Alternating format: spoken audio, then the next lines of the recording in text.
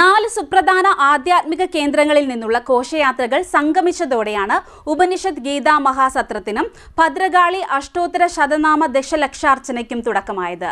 തട്ടാരമ്പലം ജംഗ്ഷനിൽ നിന്ന് ചെട്ടികുളങ്ങര ക്ഷേത്രത്തിലേക്ക് മഹാഘോഷയാത്ര നടന്നു. 4 സുപ്രധാന ആധ്യാത്മിക കേന്ദ്രങ്ങളിൽ നിന്നുള്ള ഘോഷയാത്രകൾ സംഗമിച്ചതോടെയാണ് ചെട്ടികുളങ്ങര ദേവീക്ഷേത്രത്തിലെ ഉപനിഷത്ത് ഗീതാ മഹാസത്രത്തിനും ഭദ്രകാളി അഷ്ടോത്തര ശതനാമ ദശലക്ഷാർച്ചനയ്ക്കും തുടക്കമായത്. ഉച്ചയ്ക്ക് 12 മണിയോടെ ഇരട്ടിമധുര പായസത്തോടുകൂടിയുള്ള ഉച്ചപൂജയ്ക്ക് ശേഷമാണ് ചടങ്ങുകൾ നടന്നത്. വൈകിട്ട് 4-ന് രഥഘോഷയാത്ര നടന്നു.